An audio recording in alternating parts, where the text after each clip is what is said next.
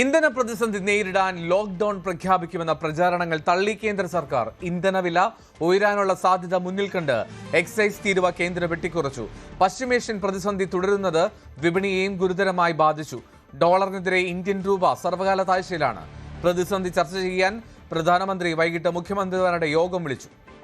അജയ് സുധാപിച്ചു കൂടുതൽ വിവരങ്ങൾ നൽകും. അജയ്, ഈ ലോക്ക്ഡൌൺ വരുമെന്നുള്ള പ്രചാരണം അത് വളരെ രൂക്ഷമായി തന്നെ സോഷ്യൽ മീഡിയയിൽ സജീവമായിരുന്നു. ഇപ്പോൾ പ്രത്യക്ഷത്തിൽ കേന്ദ്ര സർക്കാർ പറയുകയാണ് അത്തരമൊരു ആലോചന പോലും ഇല്ല എന്ന്. എങ്ങനെയൊക്കെയാണ് ഈ പ്രതിസന്ധി നേരിടാനുള്ള പദ്ധതികൾ കേന്ദ്രം തയ്യാറാക്കുന്നത്?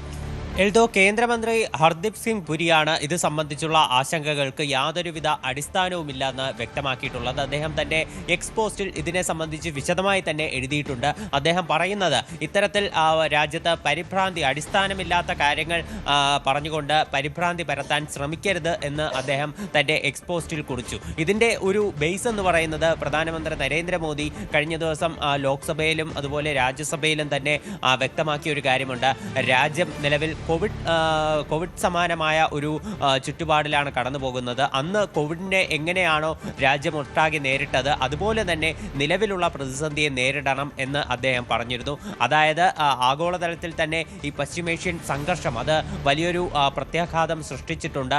ഈ ഇന്ധന ലഭ്യത അതുപോലെ തന്നെ ഇന്ധന വിതരണം അതുൾപ്പെടെ ഇന്ത്യയും അത് ബാധിച്ചിട്ടുണ്ട്. അപ്പോൾ നിലവിലെ സാഹചര്യത്തിൽ കൂടുതൽ കരുതൽ നടപടികൾ സ്വീകരിക്കാനും ജനങ്ങളോട് ജാഗ്രതയോടെ ഇരിക്കാനുമുള്ള ഒരു നിർദ്ദേശം എന്നുള്ള രീതിയിലാണ് പ്രധാനമന്ത്രി കഴിഞ്ഞ ദിവസം ആ ഒരു രീതിയിൽ പറഞ്ഞത്.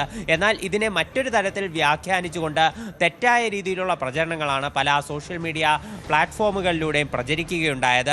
അപ്പോൾ ഇതിന് ഹർദീപ് സിംഗ് പുരി പറഞ്ഞത് പരിഭ്രാന്തി പരത്തുന്ന രീതിയിലുള്ള ഊഹാപോഹങ്ങൾ ഒരിക്കലും പ്രചരിപ്പിക്കരുത്.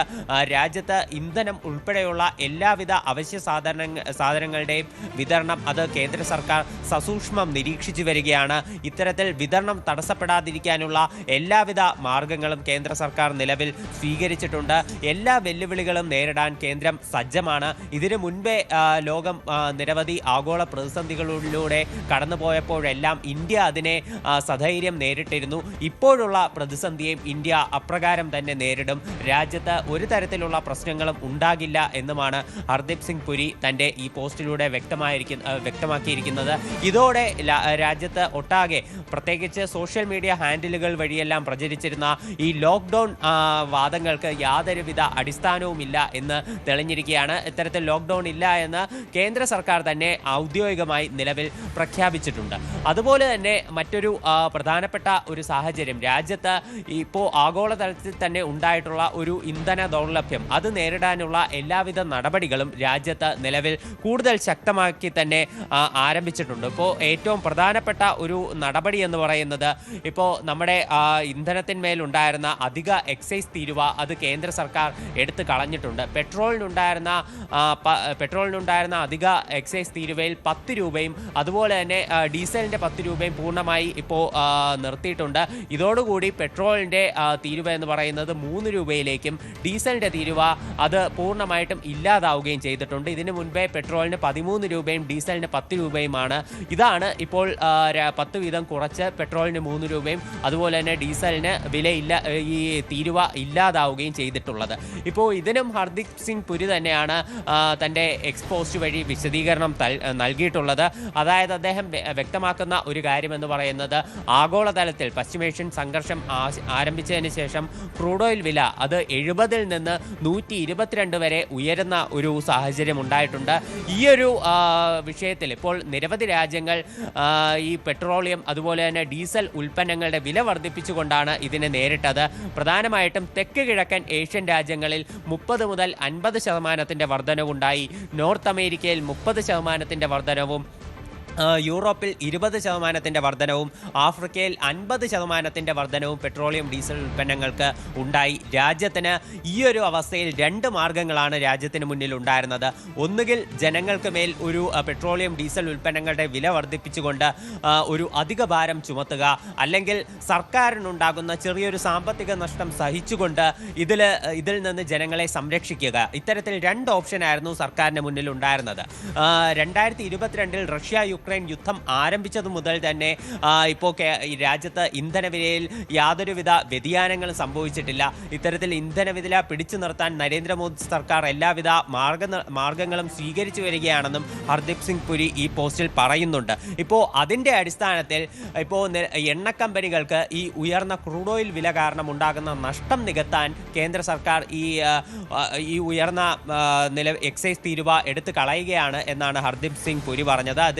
അദ്ദേഹം ഒരു കണക്കും സൂചിപ്പിക്കുന്നുണ്ട്. ഇപ്പോൾ നിലവിൽ പെട്രോളിയം കമ്പനികൾക്ക് ലിറ്ററിന് പെട്രോളിന് 24 രൂപയും ഡീസലിന് 30 രൂപയുമാണ് പെർ ലിറ്ററിന് നഷ്ടമുണ്ടാകുന്നത്. ഈ നഷ്ടം നികത്തി പെട്രോളിയം കമ്പനികളെ സംരക്ഷിക്കാനാണ് ഈ നടപടി എന്നാണ് വിശദീകരണം എന്ന് പറയുന്നത്. കഴിഞ്ഞ ദിവസം നയാരോ ഉൾപ്പെടെയുള്ള കമ്പനികൾ പെട്രോളിയം ഡീസൽ ഉൽപ്പന്നങ്ങളുടെ വില അവർ സ്വന്തം നിലയ്ക്ക് വർദ്ധിപ്പിച്ചിരുന്നു. ഇതിനെ തുടർന്ന് മറ്റ് കമ്പനികളും മറ്റ് പൊതുമേഖലാ സ്ഥാപനങ്ങളും ഉൾപ്പെടെ പെട്രോളിയം ഡീസൽ ഉൽപ്പന്നങ്ങളുടെ വില വർദ്ധിപ്പിച്ചേക്കും എന്നുള്ള ആശങ്കയെ തുടർന്നാണ് ഇപ്പോൾ കേന്ദ്ര സർക്കാർ ഇത്തരത്തിൽ ഈ നികുതി എടുത്തു കളയുന്ന നടപടിയിലേക്ക് കടന്നിട്ടുള്ളത്. എന്നാൽ നിലവിൽ നമ്മുടെ രാജ്യത്ത് ഒരു സാമ്പത്തിക പ്രതിസന്ധി അല്ലെങ്കിൽ നമ്മളെ ആശങ്കയിലേക്ക് നയിക്കുന്ന മറ്റൊരു കാര്യം ഉണ്ടായിട്ടുള്ളത് ഡോളറിനെതിരെ രൂപയുടെ മൂല്യമിടിഞ്ഞ സംഭവം തന്നെയാണ്. ഇപ്പോൾ നിലവിൽ ഇന്ന് രാവിലെ മാർക്കറ്റ് തുറന്നതിന് ശേഷം രൂപയുടെ മൂല്യം 33 പൈസ ഇടിഞ്ഞ് 94.29 എന്നുള്ള നിലയിലേക്ക് എത്തിയിട്ടുണ്ട്. ഇപ്പോൾ കഴിഞ്ഞ ദിവസം മാർക്കറ്റ് ക്ലോസ് ചെയ്യുന്നതിന് മുൻപേ 93.96 എന്നുള്ള നിലയിലായിരുന്നു ഇന്ത്യൻ രൂപയുടെ വാല്യൂ എന്ന് പറയുന്നത്. ഈ ആഴ്ച തുടക്കത്തിൽ തന്നെ ഇന്ത്യൻ രൂപ അതിൻ്റെ ഏറ്റവും മോശം അവസ്ഥയിൽ എത്തിയിരുന്നു. 93.98 എന്ന എക്കാലത്തെയും ഏറ്റവും താഴ്ന്ന നിലവാരത്തിൽ എത്തിയതാണ്. ഇപ്പോഴാണ് വീണ്ടും 33 പൈസ ഇടിഞ്ഞ് ഇത് കൂടുതൽ താഴ്ചയിലേക്ക് പോയി 94.29 എന്നുള്ള നിലയിലേക്ക് എത്തിയിരിക്കുന്നത്. ഈ യുദ്ധം ആരംഭിച്ചതിന് ശേഷം ഫെബ്രുവരി 28 മുതൽ ഇന്ന് വരെയുള്ള കണക്കുകൾ നമ്മൾ എടുത്തു നോക്കുകയാണെങ്കിൽ ഇപ്പോൾ ഇന്ത്യൻ രൂപയ്ക്ക് ഏതാണ്ട് 3.5% താഴ്ചയാണ് ഡോളറിനെതിരെ ഉണ്ടായിട്ടുള്ളത്. കഴിഞ്ഞ വർഷം അതായത് 2025 മാർച്ച് 31 മുതലുള്ള കണക്കെടുത്ത് നോക്കിയാൽ ഇതൊരു വലിയ സംഖ്യയാണ്. 10% വീഴ്ചയാണ് കഴിഞ്ഞ വർഷം മുതൽ ഇപ്പോൾ ഇന്നത്തെ ദിവസം വരെ ഇന്ത്യൻ രൂപയ്ക്ക് ഡോളറിന് മേൽ ഉണ്ടായിട്ടുള്ളത്. ഇത് 2013-14 സമയത്തുണ്ടായ ആഗോള സാമ്പത്തിക മാന്ദ്യത്തിന് സമാനമായിട്ടുള്ള ഒരു അവസ്ഥയിലാണ് നിലവിൽ നമ്മുടെ രാജ്യം എത്തി നിൽക്കുന്നത്.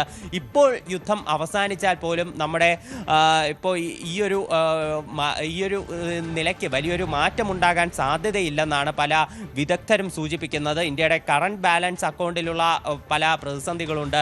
അതുപോലെ തന്നെ ഇന്ത്യക്ക് ഉയർന്ന പണപ്പെരുപ്പം ഉണ്ടാകാൻ സാധ്യതയുണ്ട്. അപ്പോൾ ഇതെല്ലാം കാരണം റിസർവ് ബാങ്ക് പലിശ നിരക്ക് ഉൾപ്പെടെ കൂട്ടാൻ സാധ്യതയുണ്ടെന്നാണ് വിലയിരുത്തലുകൾ സൂചിപ്പിക്കുന്നത്. അതുപോലെ ഇപ്പോൾ നിലവിൽ ഈ സെൻസെക്സ് പോയിന്റിലും നിലവിൽ ഇടിവുണ്ടായിട്ടുണ്ട്. 1000 പോയിന്റാണ് ഇന്ന് രാവിലെ ഇടിഞ്ഞത്. നിഫ്റ്റിയിലും 300 പോയിന്റിന്റെ താഴ്ച രേഖപ്പെടുത്തിയിട്ടുണ്ട്. അപ്പോൾ ഇത്തരം സാഹചര്യങ്ങളെല്ലാം നിലനിൽക്കുന്നതിനാൽ തന്നെ ഇന്ന് വൈകിട്ട് ഇപ്പോൾ പ്രധാനമന്ത്രിയുടെ ഓഫീസ് മുഖ്യമന്ത്രിമാരുടെ യോഗം വിളിച്ച് ചേർത്തിട്ടുണ്ട്. ഇപ്പോൾ എല്ലാ സംസ്ഥാനങ്ങളിലെ മുഖ്യമന്ത്രിമാർ ഈ യോഗത്തിൽ ഓൺലൈനായിട്ടായിരിക്കും പങ്കെടുക്കുക. കേരളം അടക്കം ഇപ്പോൾ തെരഞ്ഞെടുപ്പ് നടക്കാനിരിക്കുന്ന സംസ്ഥാനങ്ങളിലെ മുഖ്യമന്ത്രിമാർക്ക് ഈ തെരഞ്ഞെടുപ്പ് പെരുമാറ്റ ചട്ടമുള്ളതിനാൽ ഈ യോഗത്തിൽ പങ്കെടുക്കാൻ സാധിക്കില്ല. അതിനാൽ തന്നെ ഈ സംസ്ഥാനങ്ങളിലെ ചീഫ് സെക്രട്ടറിമാരുടെ പ്രത്യേക യോഗം പിന്നീട് വിളിച്ചു ചേർക്കുമെന്ന് പ്രധാനമന്ത്രിയുടെ ഓഫീസ് അറിയിച്ചിട്ടുമുണ്ട്.